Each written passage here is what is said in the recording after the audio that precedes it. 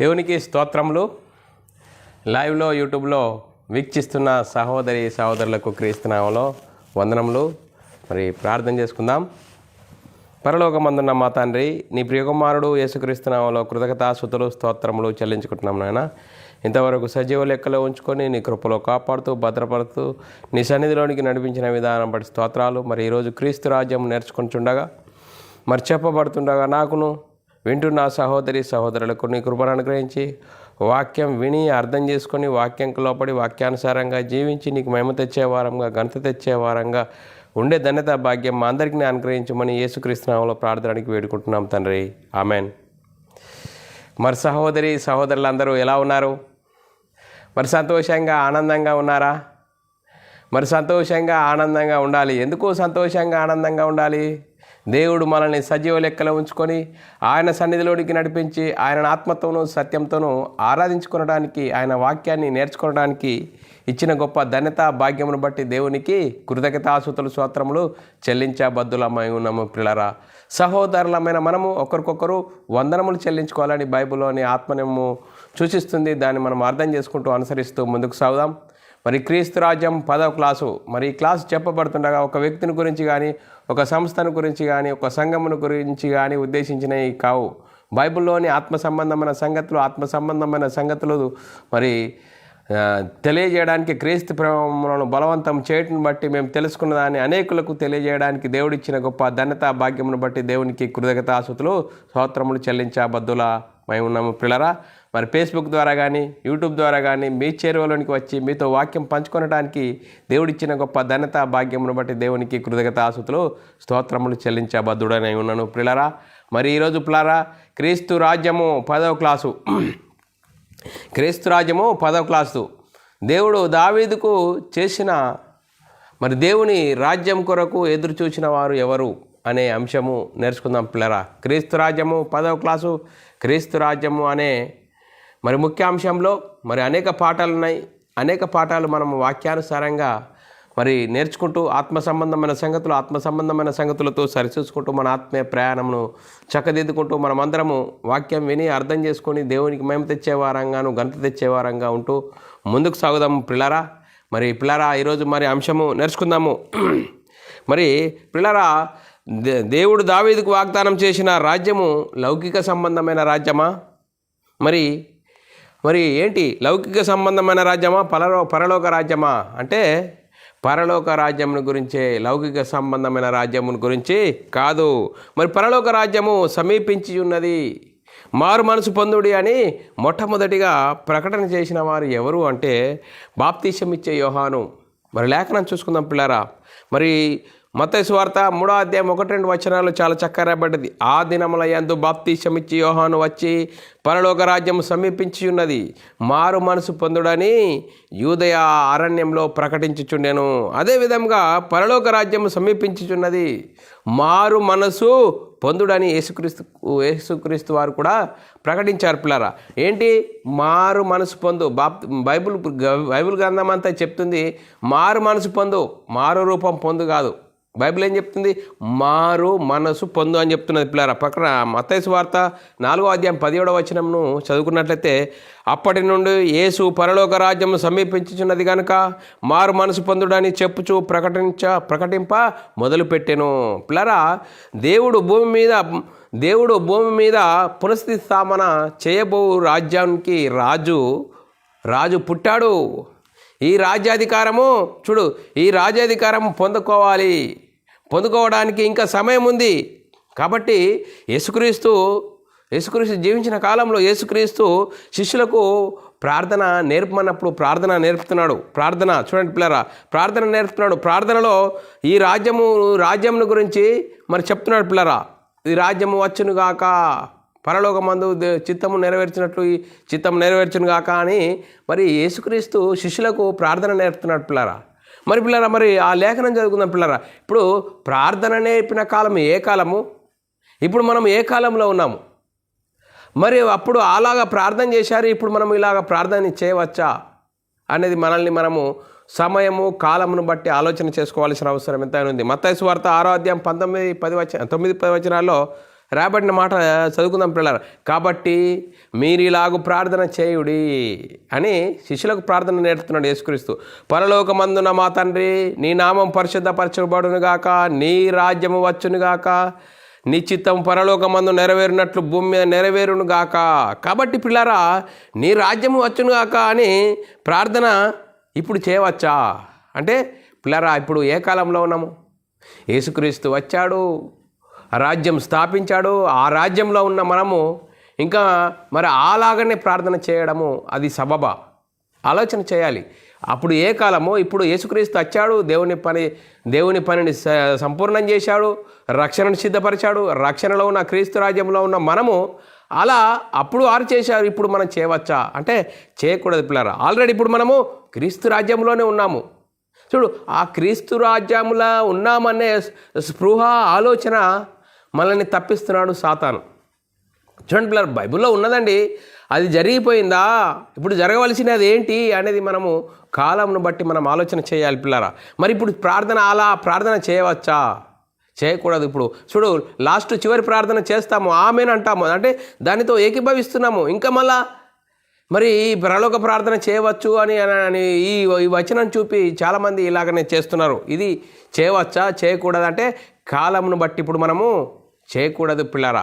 ఆలోచన చేయండి. కాబట్టి పిల్లరా, ఇప్పుడు భూమి మీద 2 రాజ్యాలు విస్తరిస్తున్నాయి.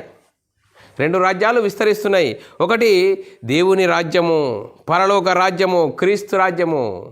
రెండవది చూడు, అంధకార సంబంధమైన రాజ్యము, అపవాది రాజ్యము, నిత్య నరకము. ఈ 2 రాజ్యాలు విస్తరిస్తున్నాయి పిల్లరా. ఈ 2 రాజ్యాలు విస్తరిస్తున్నాయి. మనము ఏ రాజ్యంలో ఉన్నాము అనే స్పృహ ఆలోచన మనము కలిగి ఉండాలి పిల్లరా. మరి పిల్లరా, మనము ఏ రాజ్యంలో ఉన్నామని లేఖనం చెప్తుంది?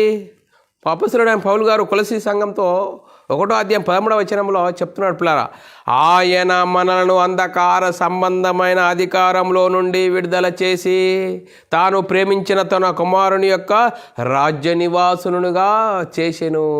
ఇప్పుడు క్రీస్తు రాజ్యంలో ఉన్నాము అని లేఖనం చెప్తుంది పిల్లరా.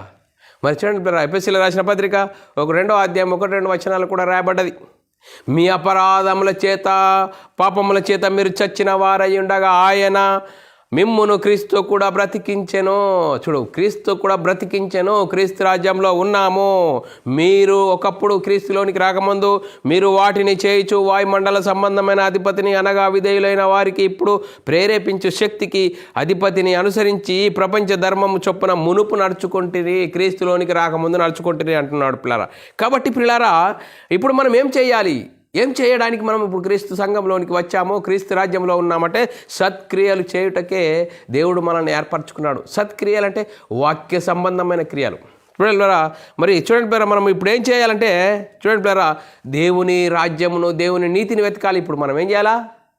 దేవుని రాజ్యమును దేవుని నీతిని వెతకాలి అని లేఖనం చెప్తుంది పిల్లరా. మత్తయి సువార్త 6వ అధ్యాయం 33వ వచనంలో రాయబడిన మాట. కాబట్టి మీరు ఆయన రాజ్యమును నీతిని మొదట వెతుకుడి, అప్పుడు అవన్నీ మీకు అనుగ్రహింపబడును. మనం ఏం చేయాలి? ఇప్పుడు దేవుని రాజ్యమును నీతిని వెతకాలి. చూడండి పిల్లరా, దేవుని రాజ్యమును నీతిని వెతకాలి, అప్పుడు మనకు అన్నీ అనుగ్రహింపబడుతుందని లేఖనం చెప్తుంది పిల్లరా. లూకాసు వార్తలో 12వ అధ్యాయం 1వ వచనంలో రాయబడిన మాట, మీరైతే ఆయన రాజ్యమును వెతుకుడి, దానిలో చూడండి, ఆయన రాజ్యమును వెతుకుడి, దానితో కూడా మీకు అనుగ్రహింపబడును. దేవుని రాజ్యాన్ని దేవుని నీతిని వెతకాలి. ఇప్పుడు మనము మత్తయి సువార్త 12వ అధ్యాయం 28వ వచనంలో, దేవుని ఆత్మచేత నేను దెయ్యములను వెళ్ళగొట్టుచున్న ఎడల నిశ్చయముగా దేవుని రాజ్యం మీ యొద్దకు వచ్చి ఉన్నది. చూడండి, మరి యేసుక్రీస్తు జీవించిన కాలంలో మరి శాస్త్రుడితో పరిస్థితుల్లో చెప్తున్నాడు, మరి దేవుని రాజ్యం మీ మధ్యనే ఉన్నది అంటున్నాడు. ఎలా ఉన్నది అని లేఖనం చెప్తున్నదంటే, ఎప్పుడు దేవుని రాజ్యం వస్తుంది, ఆయన రాజ్యం ఆగమనము సూచించిన సూచన ఏమిటి అని పరిశీలన చేసుకుంటే పిల్లారా, మార్కు సువార్త 9వ అధ్యాయం 1వ వచనంలో రాయబడిన లేఖనం చదువుకున్నట్లయితే, మరియు ఆయన ఇక్కడ నిలిచి ఉన్న వారిలో కొందరు దేవుని రాజ్యం బలంతో వచ్చుట చూచు వరకు మరణం రుచి చూడరని నిశ్చయంగా మీతో చెప్తున్నాను అంటూ 10వ అధ్యాయం మత్తయి సువార్త 16వ అధ్యాయం 28వ వచనంలో ఇక్కడ నిలిచి ఉన్న వారిలో కొందరు మనుష్య కుమారుడు తన రాజ్యంతో వచ్చుట చూచు వరకు మరణము రుచి చూడరని నిశ్చయముగా మీతో చెప్తున్నాను. చూడండి, దేవుని రాజ్యము మీ మధ్యనే ఉన్నది. ఆ దేవుని రాజ్యం చూసే వరకు మీరు మరణం రుచి చూడరని లేఖనం చెప్తున్నదని చెప్తున్నాడు పిల్లరా యేసుక్రీస్తు. లూకాసు వార్త 9వ అధ్యాయం 27వ వచనంలో కూడా రాయబడిన లేఖనం చదువుకున్నట్లయితే ఇక్కడ నిలిచి ఉన్న వారిలో కొందరు దేవుని రాజ్యము చూసు వరకు మరణం రుచి చూడరని నేను నీతో నిశ్చయంగా చెప్తున్నాను అంటుండే పిల్లరా. ఆ దేవుని రాజ్యం గురించి యోహాను గారు ఏం చెప్తున్నారు? యోహాను గారు కూడా చెప్తున్నారు దేవుని రాజ్యం గురించి. ప్రకటన గ్రంథంలో 1వ అధ్యాయం 6వ వచనంలో లేఖనం చదువుకున్నట్లయితే మనలను ప్రేమించి తన రక్తం వల్ల మన అపరాధములను మన పాపముల నుండి మనల్ని విమోచించడానికి చూడండి మహిమ ప్రభావములు యుగయుగము కలుగునుగాక ఆమెన్. ఆయన మనలను తన తండ్రియగు దేవునికి ఒక రాజ్యంగాను యాజకులుగాను చేసెను. చూడండి, ఒక రాజ్యంగాను ఒక యాజకులుగాను చేసెను అని ప్రకటన గ్రంథంలో యోహాను గారు చెప్తున్నాడు. ఇంకా యోహాను గారు ఏం చెప్తున్నాడు? 1వ అధ్యాయం ప్రకటన గ్రంథం 9వ వచనంలో మీ సహోదరుడును యేసును బట్టి కలుగు శ్రమలోను రాజ్యంలోను సహవాసంలోను సహనంలోను పాలివాడనైన యోహానను నేను దేవుని వాక్యం నిమిత్తము యేసును గురించిన సాక్ష్యం నిమిత్తము పద్మాసు ద్వీపంలో పరవాసుడనైతిని అంటున్నాడు పిల్లరా. అందుకోసమే క్రీస్తు రాజ్యముగా చేసెను అని లేఖనం చెప్తుంది. కొలస్సీలకు రాసిన పత్రిక 1వ అధ్యాయం 13వ వచనంలో ఆయన మనలను అంధకార సంబంధమైన అధికారంలో నుండి విడుదల చేసి తాను ప్రేమించిన తన కుమారుని యొక్క రాజ్య నివాసులుగా చేసెను. అంటే క్రీస్తు రాజ్యంలో ఉన్నామన్న స్పృహ ఆలోచన మనకు ఉన్నదా అంటే లేదా అంటే మనం తీసుకున్న బాప్తీసాలు సరి అయినదా కావా, మరి బైబిల్ సిద్ధాంత ప్రకారంగా మనం తీసుకున్నామా, మనోనేత్రాలు ఎలిగింపబడినాయా లేదా అనేది వాక్యమును బట్టి మనం ఆలోచన చేయాలి పిల్లరా. కాబట్టి పిల్లరా, దేవుని రాజ్యము ఆగమనము జరిగిందా అంటే జరిగింది. చూడండి పిల్లరా, దేవుడు దావీదుకి ఇచ్చిన వాగ్దానము దేవుని రాజ్యం కొరకు ఎదురు చూసిన వారు ఎవరన్నా ఉన్నారంటే ఉన్నారు. లేఖనం చెప్తుంది పిల్లరా. ఎవరు అంటే చూడండి పిల్లరా, అరిమత్తయి అయిన యోసేపు. ఏమని చెప్తున్నాడు? అరిమత్తయి అయిన యోసేపు మార్కు సువార్త 15వ అధ్యాయం 42-43 వచనంలో ఆ దినము సిద్ధపరచు దినము అనగా విశ్రాంతి దినము నాకు పూర్వము గనుక సాయంకాలము అరిమత్తయి యోసేపు తెగించి పిలాతు వద్దకు వెళ్ళి యేసుదేవము అడిగెను. అతడు ఘనత వహించిన యొక్క సభ్యుడు దేవుని రాజ్యం కొరకు ఎదురు చూచువాడు. చూడండి, దేవుని రాజ్యం కొరకు ఎదురు చూచువాడని లేఖనం చెప్తుంది. మరి క్రీస్తు వస్తాడు, మాకు సమస్తమును బోధిస్తాడు. చూడండి పిల్ల, క్రీస్తు వస్తాడు సమస్తమును బోధిస్తాడని ఎవరైనా ఎదురు చూసిన వారు ఉన్నారంటే ఉన్నారు పిల్లరా, ఉన్నారు. ఎవరు అంటే సమరయ స్త్రీ.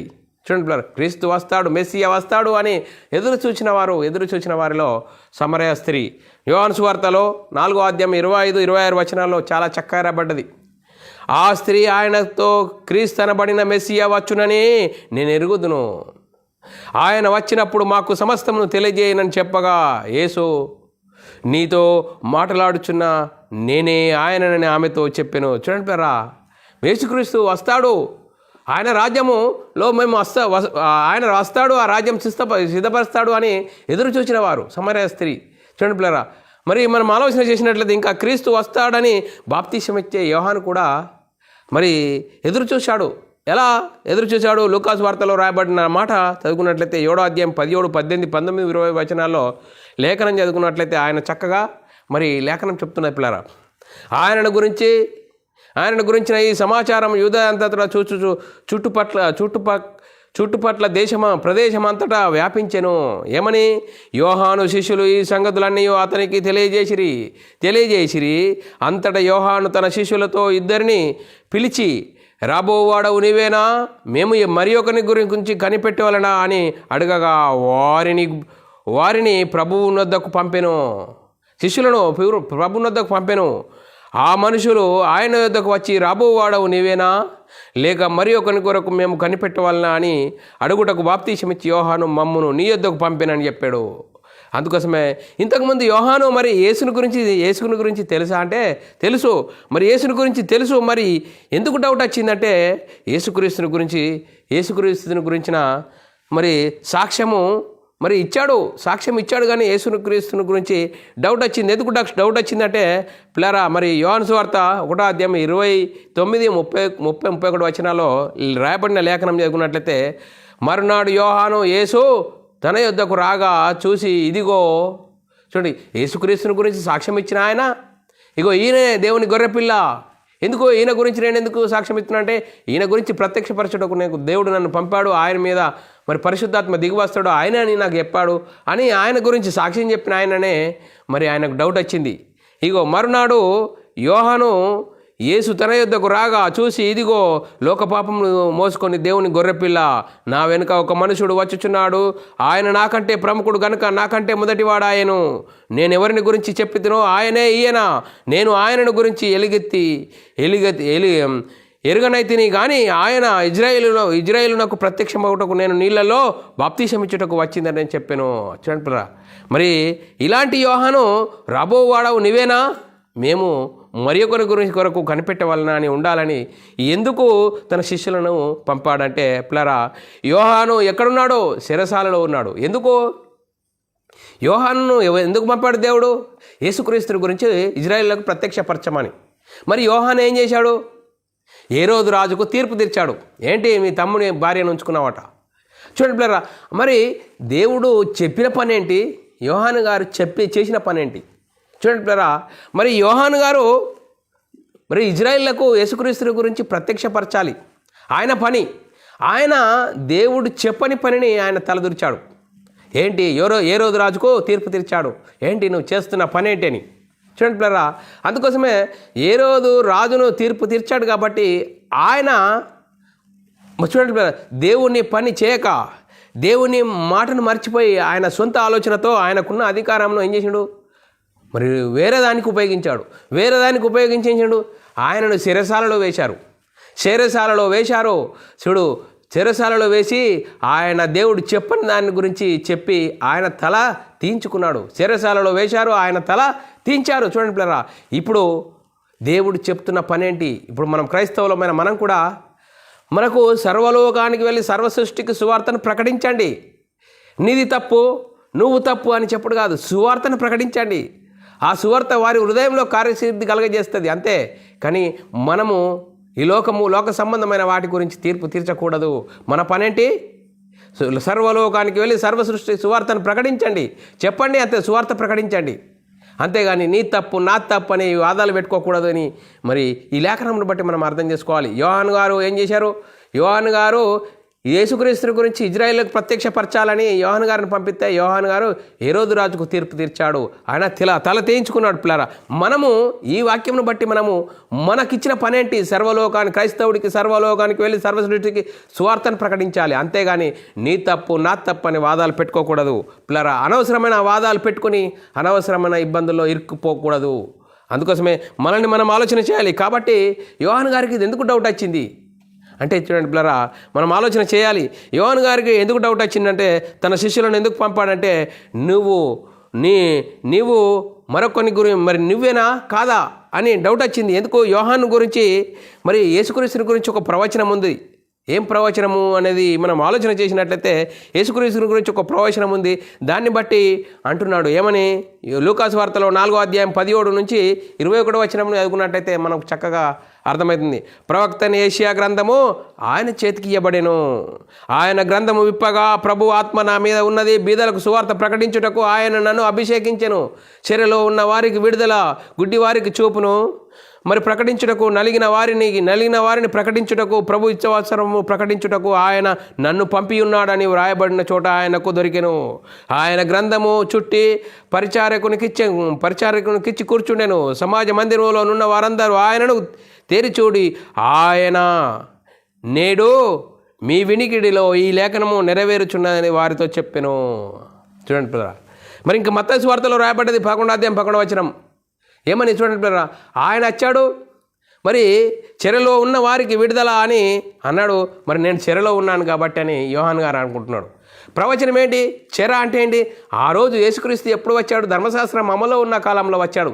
ధర్మశాస్త్రం అందరినీ పాపంలో బందీలో ఉన్న వారిని విడిపించడానికి యేసుక్రీస్తు ఈ లోకానికి వస్తే యోహాను గారు ఏమంటున్నాడు? నేను చెరసాలలో ఉన్నాను, దేవుడు చెప్పిన పనిని మర్చిపోయి మరి హేరోదు రాజుకు తీర్పు తెచ్చాడు, చెరసాలలో వేశారు ఆయనను. మర్చిపోండి పిల్లరా, అందుకోసమే నేను చెరలో ఉన్నాను అని ఆ ప్రవచనం అనేది జ్ఞాపకం వచ్చింది. కానీ ఆయన అనుకున్నది వేరు, ఆయన జరుగుతున్న పరిస్థితి వేరు. చూడండి పిల్లరా, మనం ఆలోచన చేసినట్లయితే మరి ఇక్కడ కూడా మరి దేవుని రాజ్యం గురించి మరి మత్తయి సువార్త 11:11 స్త్రీలు కనిన వారిలో బాప్తీసం ఇచ్చి యోహాను కంటే గొప్పవాడు పుట్టలేదేమో. చూడండి పిల్లరా, స్త్రీలు కనిన వారిలో గొప్పవాడు యోహాను కంటే ఎవరు పుట్టలేదట చెప్తున్నాడు. ఆయన పరలోక రాజ్యంలో అల్పుడైన వాడు అతని కంటే గొప్పవాడు. చూడండి పిల్లరా, ఆయన స్త్రీలు కనిన వారిలో ఆయన కంటే గొప్పవారు ఎవరు లేరట. కానీ ఆయన పరలోక రాజ్యంలో అల్పుడై ఉన్నాట, అతని కంటే గొప్పవాడు. ఎందుకు అల్పుడయ్యా అంటే యేసుక్రీస్తుని గురించి ప్రకటన చేయడానికి ఆయనను దేవుడు పంపాడు, ప్రకటన చేశాడు. కానీ ఇంకా మళ్ళీ ఆయన అనవసరమైన పనిలో ఇరుక్కపోయి మరి ప్రవచనాన్ని పట్టుకొని ఆయనకు అనుకూలంగా అనుకొని మరి యేసుక్రీస్తుని గురించే డౌట్ వచ్చేసింది. చూడండి మరి మనం ఆలోచన చేసినట్లయితే డౌట్ వచ్చేసింది. అంతే, వాక్యం ప్రకటించిన వాడే దాన్ని అనుసరించలేకపోయాడు, అల్పుడైపోయాడు. అందుకోసమే మత్తయి సువార్త 5:19 కాబట్టి ఈ ఆజ్ఞలలో మిగుల అల్పమైన ఒక దానిని మరియు మీరి మనుషులకు అలాగూ బోధించువాడెవడు పరలోక రాజ్యంలో మిగుల అల్పుడనబడును. అయితే వాటిని గైకొని బోధించువాడెవడు వాడు పరలోక రాజ్యంలో గొప్పవాడనబడును. చూడండి పిల్లరా, దాన్ని చెప్పి దాన్ని అనుసరించాలి. దాన్ని చెప్పి మనం అనుసరించకుంటే అల్పడమైపోతాము. ప్రియులారా, మరి ఈరోజు మరి మన పని ఏంటి, మనం ఎందుకు వచ్చాము అంటే సత్క్రియలు చేయుటకు, వాక్య సంబంధమైన క్రియలు చేయుటకు అని ముందుగా సిద్ధపరిచిన సత్క్రియలు చేయుటకు. ఎఫెసీయులకు రాసిన పత్రిక 2:10 రాయబడిన లేఖనం చదువుకున్నట్లయితే మరియు వాటి యందు మనము నడుచుకునే వాళ్ళని దేవుడు ముందుగా సిద్ధపరిచిన సత్క్రియలు చేయుటకై మనము క్రీస్తునందు సృష్టింపబడిన వారమై ఆయన చేసిన పని అయి ఉన్నాము. చూడండి, సత్క్రియలు చేయుటకు, వాక్య సంబంధమైన క్రియలు చేయుటకు మనం సృష్టింపబడిన వారమని లేఖనం చెప్తుంది. మరి దేవుని రాజ్యం కోసము ఇంకా ఎవరైనా ఎదురు చూచిన వారు ఉన్నారంటే ఎదురు చూచిన వారు ఉన్నారు, పరిసయ్యులు. చూడండి, పరిసయ్యుల గురించి మనం లేఖనం చూసుకున్నట్లయితే 17 లూకాసు వార్త 17:20-21 దేవుని రాజ్యం ఎప్పుడు వచ్చునని పరిసయ్యులు ఆయనను అడిగినప్పుడు ఆయన దేవుని రాజ్యం ప్రత్యక్షంగా రాదు. ఎందుకనగా ఇదిగో దేవుని రాజ్యం మీ మధ్యనే ఉన్నది, ఇదిగో ఇక్కడ అక్కడ అని వీలు పడదని వారికి ఉత్తరం ఇచ్చాను. చూడండి మరి దేవుని రాజ్యం కోసం ఇంకా ఎవరైనా ఎదురు చూసిన వారు ఎవరన్నా ఉన్నారంటే జెబెదయి కుమారుల తల్లి, ఆమె దేవుని రాజ్యం కొరకు మరి ఎదురు చూసింది. మత్తయి సువార్త 20:20-21 అప్పుడు జెబెదయి కుమారుల తల్లి తన కుమారులతో ఆయన యొద్దకు వచ్చి నమస్కారం చేసి ఒక మనవి చేయబోగా నీవేమి కోరుచున్నావని ఆయన అడిగెను. అందుకామె నీ రాజ్యమందు ఈయన 2 కుమారులలో ఒకడిని కుడివైపును ఒకడిని ఎడమ వైపును కూర్చుండ సెలవిమ్మని ఆయనతో చెప్పాను. చూడండి పిల్లరా, మరి చూడండి, ఆమె కూడా మరి నీ రాజ్యం వస్తుంది, నీ రాజ్యంలో నా కుమారులను ఎడమవైపు కుడివైపు ఉంచుకోమని చెప్తున్నాడు పిల్లరా. మరి మనం ఆలోచన చేసినట్లయితే ఇంకా దేవుని రాజ్యం కొరకు ఎదురు చూసిన వారిలో యెరూషలేం నందు సిమియోను అని ఒక మనుషుడు ఉన్నాడు. ఆ సిమియోను ఎలా ఉన్నాడో అనేది లేఖనం చదువుకున్న పిల్లరా. లూకాసు వార్త 2:25-26 యెరూషలేం నందు సిమియోను అని ఒక మనుషుడు ఉండెను. అతడు నీతిమంతుడును భక్తిపరుడనే ఉండి ఇజ్రాయేలు యొక్క ఆదరణ కొరకు కనిపెట్టువాడు. పరిశుద్ధాత్మ అతని మీదికి వచ్చి అతని మీద ఉండెను. అతడు ప్రభు యొక్క క్రీస్తును చూడక మునుపు మరణము పొందడని అతనికి పరిశుద్ధాత్మ చేత బయలుపరచబడి ఉండెను. ఆత్మవశుడై అతడు దేవాలయంలోనికి వచ్చాను. క్షమించండి పిల్లరా. దేవుని రాజ్యం కొరకు ఎదురు చూచిన వారిలో అన్న ఒక ప్రవక్తి ఉన్నది. ఆ ప్రవక్త ఎలా ఉన్నది అనేది లూకాసు వార్తలో రాయబడిన లేఖనం చదువుకున్నప్పుడు 2వ అధ్యాయం 36-51 36, 37, 38, 51 లేఖనం రాయబడ్డది. మరియు ఆషేరు గోత్రికురాలైన పనయేలు కుమార్తెనైన అన్నా అని ఒక ప్రవక్తి ఉండెను. ఆమె కన్యత్వం మొదలుకొని 7 ఏళ్ళు పెన్మిటి సంసారం చేసి బహుకాలం గడిచినదై 84 సంవత్సరముల విధవరాన్లై ఉండి దేవాలయము విడువక ఉపవాస ప్రార్థనలను రేయింబగలు సేవ చేయుచుండెను. ఆమె కూడా ఆ గడియలోనే లోపలికి వచ్చి దేవుని కొనియాడి యెరూషలేము విమోచకుని కొరకు కనిపెట్టుచున్న వారందరితో ఆయనను గురించి మాట్లాడుచుండెను. అంతటా ఆయన వారితో కూడా బయలుదేరి నజరేతునకు వచ్చి వారికి లోబడి ఉండెను. ఆయన తల్లియు ఈ సంగతులన్నిటినీ తన హృదయంలో భద్రం చేసుకొనెను. చూడండి పిల్లరా, యేసుక్రీస్తుని గురించి మరి దేవుడు దావీదుకు వాగ్దానం చేసిన సంతానమైన యేసుక్రీస్తు, ఆ యేసుక్రీస్తు రాజ్యం గురించి అందరూ ఎదురు చూస్తున్నారు. ఇంకా మరి దేవుని రాజ్యం కొరకు ఎదురు చూసిన వారిలో యేసుతో పాటు సిలువ వేయబడిన దొంగ. చూడండి పిల్లరా, ఆ దొంగను గురించి మనము లేఖనం చదువుకున్నట్లయితే ఎంత అద్భుతంగా, మరి దొంగ ఎక్కడ దొంగతనం చేస్తాడండి? పబ్లిక్ ఉన్న ఏరియాలో దొంగతనం చేస్తాడు. వాడి పని వాడు చేస్తూ ఉంటాడు. కానీ వాడు ఏం చేశాడు? సువార్తను విన్నాడు, యేసుక్రీస్తు చెప్తున్న బోధలు విన్నాడు. ఆ బోధలు ఎప్పుడు పనిచేశాయి? చివరిలో పనిచేశాయి. లూకాసు వార్త 23వ అధ్యాయము 39 నుంచి 43 వచనంలో, వేలాడు వేయబడిన ఆ నేరస్తులలో ఒకడు ఆయనను దూషించుచు, నీవు క్రీస్తువు కాదా? నీవు రక్షించుకొనుము, మమ్మును కూడా రక్షించమని చెప్పాను. అయితే రెండవ వాడు వానిని గద్దించి నీవు అదే శిక్షా విధిలో ఉన్నావు గనక దేవునికి భయపడవా? మనకైతే ఇది న్యాయమే, మనము చేసిన వాటికి తగిన ఫలము పొంది ఉన్నాము. కానీ ఈయన ఏ తప్పిదము చేయలేదని చెప్పి, చిన్నపిల్ల, ఈయన ఏ తప్పిదము చేయలేదు. ఆయనను గురించి చూసి యేసు, చూడండి పిల్లరా, ఆ దొంగ మిత్రుడు యేసు నీవు నీ రాజ్యంలోనికి వచ్చినప్పుడు నన్ను జ్ఞాపకం చేసుకున్నాము. చూడండి పిల్లరా, యేసుక్రీస్తు మరి ఆ దొంగ ఏం చేశాడు? చివరిలో చూడండి ఎంత గుడ్ లక్, ఆయన బోధనలు విన్నాడు కానీ అంగీకరించలేడు. ఎప్పుడు పనిచేశాయి ఆ బోధనలు?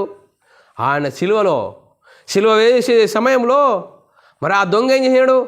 యేసు నీవు నీ రాజ్యంలోనికి వచ్చినప్పుడు నన్ను జ్ఞాపకం చేసుకోనము. చూడండి పిల్లరా, నువ్వు రాజ్యం చేస్తావు, ఆ రాజ్యంలోనికి వచ్చినప్పుడు నన్ను జ్ఞాపకం చేసుకోనము అన్నాడంటే చూడండి పిల్లరా ఎంత గుడ్ లక్.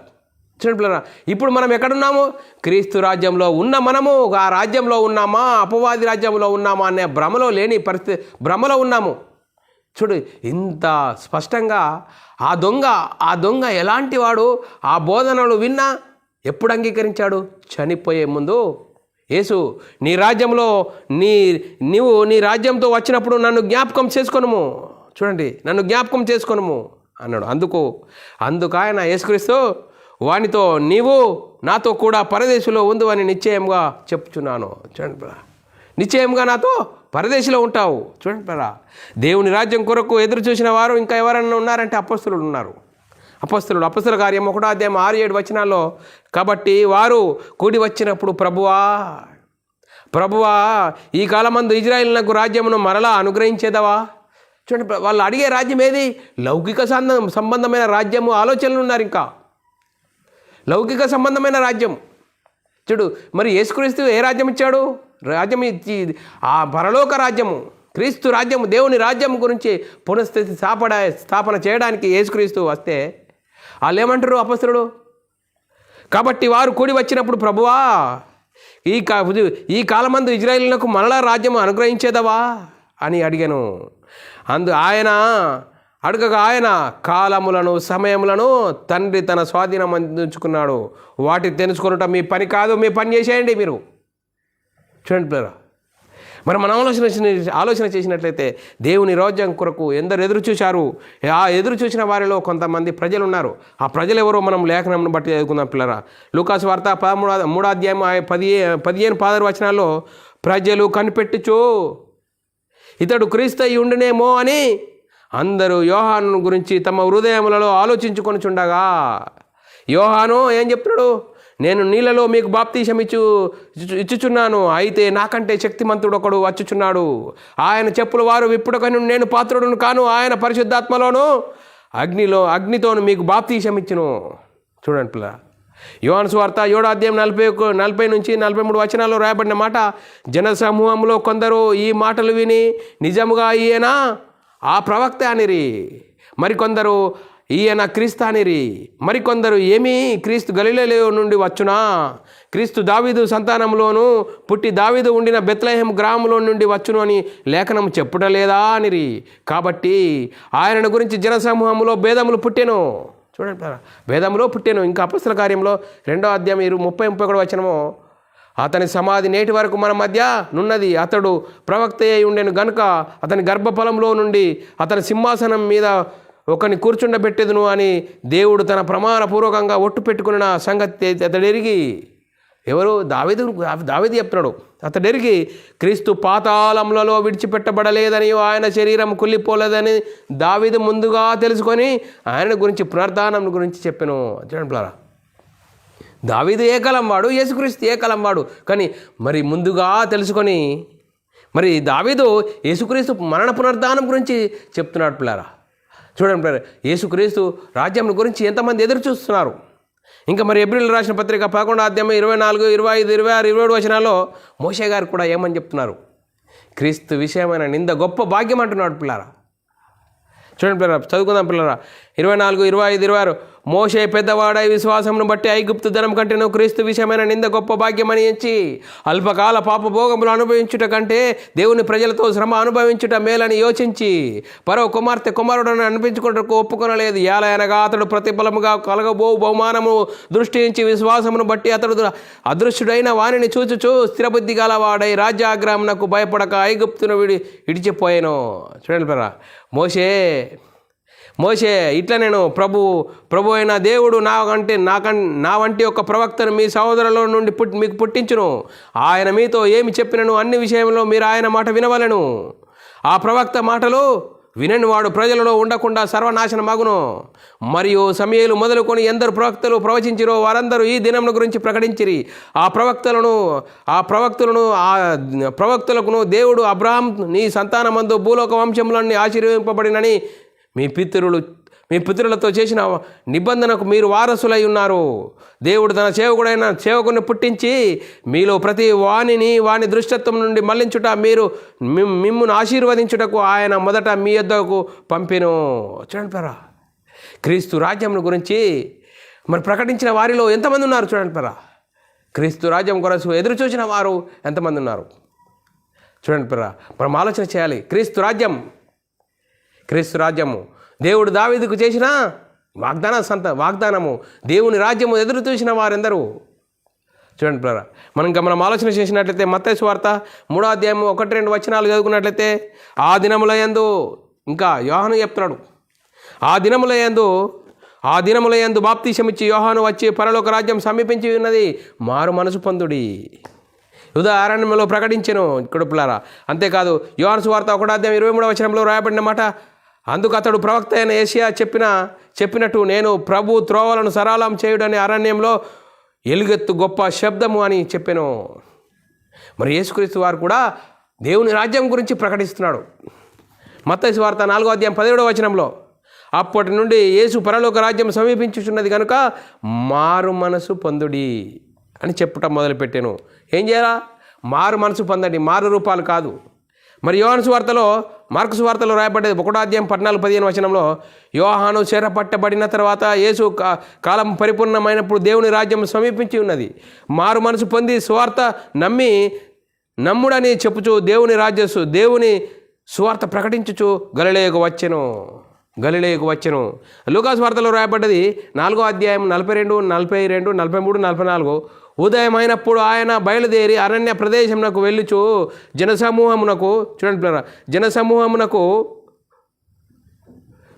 ఉదయమైనప్పుడు అరణ్యమునకు ప్రదేశమునకు వెళ్ళి జనసమూహము ఆయనను వెతుకుచు ఆయన యొద్దకు వచ్చి తమ్మును వెంబడించుచుండగా ఆయన, నేను ఇతర పట్టణంలోనికి దేవుని రాజ్య సువార్తను ప్రకటించుటకు ఇందు నిమిత్తమే కదా నేను పంపబడితిని అని వారితో చెప్పాను. తర్వాత ఆయన యూదయ సమాజ మందిరంలో ప్రకటించుచున్నాడు. ఏమని? చూడండి పిల్లరా, మనం ప్రకటించుచున్న మరి చూడండి పిల్లరా, ఇప్పుడు యేసుక్రీస్తు ప్రకటించుచున్న సువార్త ఏంటి, ఇప్పుడు మనం ప్రకటిస్తున్న సువార్త ఏంటి అనేది మనం ఆలోచన చేసినట్లయితే, మనం ప్రకటిస్తున్న సువార్త ఏంటి? మరి యేసుక్రీస్తు ప్రకటిస్తున్న సువార్త ఏంటంటే, యేసుక్రీస్తుని గురించి ప్రకటించే సువార్తను గురించి మనం ఆలోచన చేసినట్లయితే, ఇప్పుడు ఇప్పుడు యేసుక్రీస్తు మరణ సమాధిని గురించి సువార్తను ప్రకటించాలి. ఇప్పుడు మనం ప్రకటిస్తున్న సువార్త. మరి యేసుక్రీస్తు సువార్త ప్రకటించాడు, ఆ దాది ఏంది అని మనం ఆలోచన చేసినట్లయితే ఇప్పటి సువార్త ఏంది? ఇప్పుడు యేసుక్రీస్తు మరణ సమాధి పునరుద్ధానం గురించి ప్రకటించే సువార్త. 1 కొరింథీయులకు రాసిన పత్రిక 1వ అధ్యాయం 4వ వచనం నుంచి చదువుకున్నట్లయితే ఇది సువార్త. యేసుక్రీస్తు మన పాపం నిమిత్తం మరణించాడు, సమాధి చేయబడ్డాడు, 3వ రోజున తిరిగి లేచాడని చెప్పేదే సువార్త. మరి మనం ఆలోచన చేసినట్లయితే యేసుక్రీస్తు కూడా మరి ప్రకటించిన సువార్త ఏంటి? ఎవరన్నా అడుగుతారు, మరి మీరు ప్రకటించేది సువార్త, మరి యేసుక్రీస్తు కూడా సువార్త ప్రకటించారని మనల్ని అడుగుతాడు. అప్పుడు మనము మరి కన్ఫ్యూజ్ కాకూడదు. చూడండి బ్రదరా, యేసుక్రీస్తు ప్రకటించిన సువార్త దేవుని రాజ్యము సమీపించుచున్నది, మారు మనసు పొందుడని ఆ కాలంలో చెప్పాడు సువార్త. చూడండి బ్రదరా, మరి అబ్రాహాం కాలంలో ఏది సువార్త? అబ్రాహాం కాలంలో సువార్త అంటే ఏంటి అంటే నీ సంతానమందు భూలోక రాజ్యములన్నీ ఆశీర్వదింపబడతాయని ఆ రోజు సువార్త. మరి చూడు, కన్యమరియ కాలంలో సువార్త ఏంటి అంటే కన్యమరియ కాలంలో మరి ఆ కాలంలో ఏది సువార్త అంటే కుమారుణ్ణి కని అతనికి యేసు అని పేరు పెట్టుదు, అతడు గొప్పవాడై సర్వోన్నతుని కుమారుడు అన్నబడును అని ఆ రోజు ఆ కాలంలో సువార్త. ఇది గొల్లలకు మరి కూడా గొల్లలకు ప్రకటించిన సువార్త. నేడు గొల్లలకు ప్రకటించిన సువార్త ఏంది? నేడు మీ కొరకు రక్షకుడు పుట్టి ఉన్నాడు. ఆ కాలంలో అది సువార్త. మరి ఇప్పుడు మనము సువార్త అంటే ఏంటి? ఇప్పుడు ఏ కాలంలో ఉన్నాము? ఇప్పుడు సువార్త ఏంటి అంటే ఇప్పుడు మనకు సువార్త ఏంటి అంటే అపోస్తులు గారు ఏం చెప్తున్నారు? అపోస్తులు అయిన పౌలు గారు ఏం చెప్తున్నారంటే నేను సిలువ వేయబడిన క్రీస్తును తప్ప మరి ఏమి ఎరగకుందునని చెప్తున్నాడు. నేను క్రీస్తు యేసును అనగా శరీరరీతిగా ఎరిగినను, ఇక మీదట ఆయనను అలాగూ ఎరగను అంటున్నాడు పిల్లారా. నేను యేసుక్రీస్తును శరీరరీతిని ఎరిగినను, ఇప్పుడు ఆయనను అలా ఎరగను. ఇప్పుడు మనం ప్రకటించేది యేసుక్రీస్తు మరణ సమాధిని గురించి తెలియజేసేది సువార్త. ఆ సువార్తను ప్రకటించాలి. చూడండి పిల్లరా, వివిధ కాలములలో సువార్త. ఆ సువార్త ఏది? ఇప్పుడు అన్నీ తీసుకొచ్చి ఇప్పుడు మనము ఇక్కడ అప్లై చేసడం కాదు. సమయము, కాలము అనేది చాలా ఇంపార్టెంట్. మనం అర్థం చేసుకోవాలి పిల్లరా. మరి లూకాసు వార్తలో రాయబడిన మాట 4వ అధ్యాయం 42-43 వచనంలో, ఉదయమైనప్పుడు ఆయన బయలుదేరి అరణ్య ప్రదేశమునకు వెళ్ళెను. జనసమూహము ఆయనను వెతుకుచు ఆయన యొద్దకు వచ్చి తమ్మును విడిచిపోవుడకు అన్నది ఆయనను నేను ఇతర పట్టణ దేశంలో మీ యేసుక్రీస్తు చెప్తున్నాడు పిల్లారా. నేను ఎందుకు వచ్చాను? ఇతర సమీప గ్రామంలో సువార్త ప్రకటించవాలని ఇందు నిమిత్తమే కదా నేను పంపబడినని చెప్తున్నాడు పిల్లరా. ఆ తర్వాత ఆయన యూదయ సమాజ మందిరంలో ప్రకటించుచున్నాను. లూకాసు వార్తలో రాయబడ్డది 8వ అధ్యాయం 1వ వచనం, వెంటనే ఆయన దేవుని రాజ్య సువార్తను తెలుపుచు ప్రకటించుచు ఆయా పట్టణంలో ప్రతి గ్రామంలో సంచారం చేయుచుండెను.